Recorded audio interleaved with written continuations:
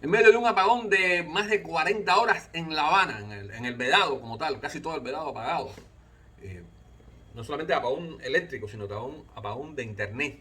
La conexión ha estado en el piso durante todo el día y ahora mismo yo me preocupo si podrá llegar, si no pude salir el pasado miércoles.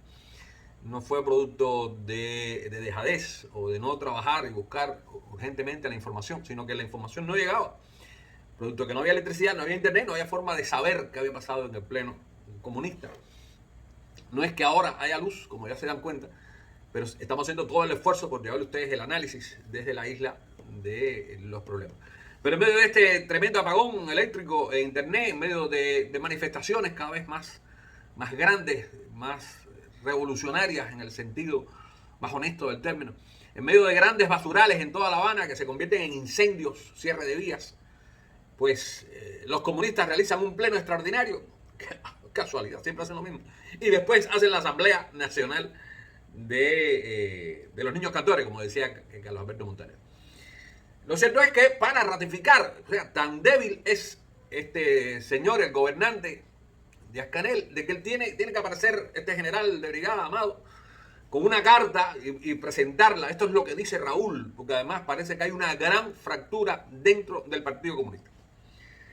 Pero en medio de esta fractura, pues hacen una propuesta económica. ¿Cuáles son las condicionantes actuales para esta propuesta económica? Bueno, caída de la producción agrícola e industrial, más la industrial está en cero, literalmente hablando. Escasez de combustible, de energéticos. Inflación persistente, ya hoy está en 690 pesos por dólar y se espera que llegue a 700, en muy poco, a 700 pesos por dólar. Emigración masiva que viene, porque, ojo, los cubanos siguen saliendo de la isla. ¿De qué manera? Pues no lo sé, pero siguen saliendo de la isla, siguen yéndose del país. Un déficit fiscal, está el ejemplo de la provincia Bayamo Manzanillo, los comunistas le llaman Granma, donde hay un déficit de 40 millones de pesos y no podrán pagar a los 110.000 jubilados, pensionados, casos sociales, no podrán pagarle porque no tienen dinero. Y entre todo este caos que ha organizado el Partido Comunista, porque además es un caos organizado para seguir controlando la sociedad, porque los hijos de los comunistas, además comunistas que se respeten, sus hijos viven en Miami, ojo, y ahí está todo el trabajo que están haciendo los periodistas independientes en Miami. Pues presentan el siguiente equipo de propuestas. O sea, medidas. Mayor espacio para la empresa privada, incluyendo la posibilidad de transformar algunas empresas estatales en sociedades con participación privada y ampliar el papel de las MIPIMES. Apertura del capital extranjero y a los cubanos residentes en el exterior, con incentivos fiscales y mayores garantías, entre comillas, para invertir en determinados sectores. Descentralización económica, otorgando más autonomía a municipios y a empresas estatales para administrar recursos y tomar decisiones económicas. No entiendo si la principal autonomía debe tener la provincia, no el municipio, pero parece que no quieren más discusiones. Reforma del comercio exterior, permitiendo que la empresa y otros actores económicos importen y exporten con menos, no sin, con menos intermediación estatal. Y reducción del aparato burocrático con una disminución del número de ministerios y organismos de la Administración Central del Estado. Ahora bien, ¿qué preguntas vamos a hacernos para discutir el día de hoy? ¿Se permitirá una verdadera propiedad privada a gran escala? ¿Se reformará el sistema cambiario y monetario? ¿Qué ocurrirá con el conglomerado militar empresarial conocido como GAESA? ¿Puede existir una economía de mercado dinámica sin apertura política? Hola, esto es Aliaga Pesán Report de La Habana, Cuba, un compendio de la política, la sociedad y la cultura cubana, hoy en colaboración con Enfoque Ciudadano, 19 de junio del año 2026, en colaboración con Enfoque Ciudadano, y hablaré mal y rápido un solo tema: el espejismo, el miedo y las reformas. Pero como dice Petronio, el árbitro de buen gusto, la prisa no es elegancia. Armando López Salamó, Boleros Prohibidos, o sea, un libro interesantísimo sobre la música cubana, conferencias que este caballero ha dado en diferentes universidades del mundo. Las reúne en este texto muy interesante para conocer la cultura cubana. Pero volviendo al tema de Marras, ¿qué dicen los que favorecen estas medidas? Bueno, por primera vez se reconocen problemas que antes eran un tabú. Son el equivalente cubano del Domoy, o sea, las famosas reformas de Vietnam de finales de los 80. El sector privado ha demostrado que puede funcionar independiente del Estado. Esto me parece de verdad es de perogrullo, ¿no? O sea, la economía cubana necesita más pragmatismo, no dogmas.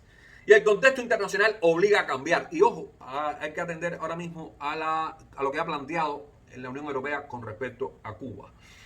Se habla también de que hay una corriente reformista dentro y fuera de Cuba que sostiene algo así como que no se trata de demoler el sistema de un día para otro, sino de transformarlo, conservando, entre comillas, los logros sociales y creando una economía más productiva. Sus partidarios creen que la apertura brusca podría provocar caos social, una privatización acelerada podría concentrar la riqueza, como si no estuviera ya en la concentración de la riqueza, y que las reformas graduales permiten corregir los problemas que vayan apareciendo. La gente se plantea, bueno, ¿las reformas resolverán los problemas de Cuba? ¿O las reformas son necesarias y van en dirección correcta, pero su éxito dependerá de cuán profundas sean y de si logran transformar las instituciones, cosa de la que siempre trato de conversar, económicas sin provocar una ruptura política y social? Ahora bien, ¿cuáles son las críticas más denodadas, las que me monto yo en ese tema, de las críticas, de los problemas? Sin reforma política no puede haber reforma económica. Lo hemos visto en China, lo vemos en Vietnam y lo vemos en todas las dictaduras de izquierdas, comunistas. No hay reforma política, la reforma económica no funciona. ¿Por qué? Porque sigue la burocracia, como diría Trotsky en aquel famoso ensayo termidor, sigue la burocracia controlando, asfixiando a la sociedad en la economía. Entonces son reformas sin reformas, literalmente hablando. El discurso es bla, bla, bla. La gente sigue tirando en la calle, no resuelven el tema de la electricidad, el tema de la conexión a internet, que recuerden que hace un año aumentaron los precios de internet, de la telefonía, de Texas y de internet para supuestamente que hubiera mayor capacidad de servicio. Un año después estás en cero en internet, literalmente hablando. Hay zonas de silencio en La Habana, no estoy hablando de la Sierra Maestra, estoy hablando en La Habana, Centro Habana, hay zonas de silencio, que no se puede hablar por un teléfono móvil porque no transmite, no hay señal. Gaesa sigue siendo el elefante dentro de la habitación, la que lo destruye todo, la que lo arma todo, la que lo controla todo. Aquella frase humorística, que nadie toque nada, yo solo puedo tocar, eso es lo que nos está pasando con Gaesa. Conglomerado militar que por suerte está siendo asediado brutalmente por el escenario internacional, lo están llevando al lugar donde debe estar, y pienso que cualquier ley cubana debiera empezar por una ley antimonopolio para destruir a ese gigante, ese elefante que es Gaesa. Las reformas llegan demasiado tarde, o sea, no sé con qué van a salir ahora. Se han ido 2 millones de cubanos, la mayoría jóvenes, quienes van a trabajar.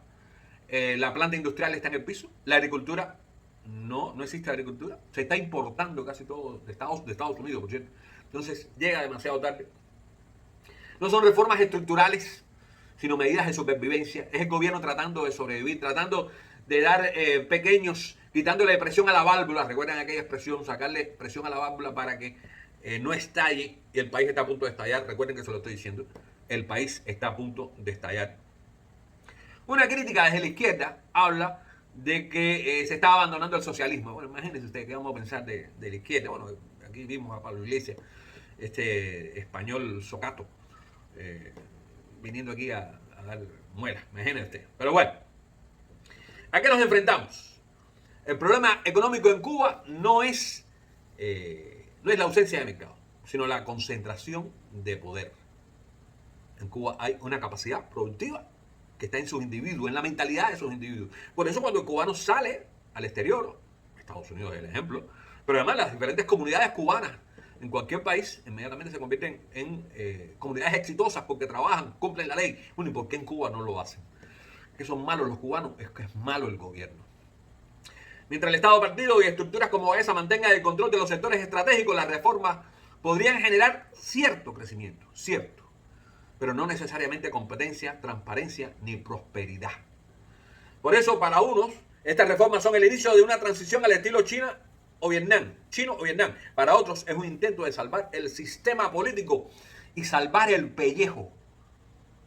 Porque no tengan duda de que Díaz-Canel se está viendo en el pellejo de Nicolás Maduro. Saben a lo que estoy hablando. La verdadera discusión probablemente no es si las reformas son grandes o pequeñas, sino si puede existir una apertura económica profunda sin redistribución del poder político y económico en Cuba, donde tiene que jugar un papel importante los cubanos que viven fuera de Cuba. Si ellos no se incorporan, si ellos no reevangelizan a la sociedad cubana, esas reformas, esas supuestas reformas, no irán a ningún lugar. Les recuerdo, esto es Aliaga Pesán Report desde La Habana, Cuba. Y si los informativos dan noticias, nosotros las ponemos en contexto.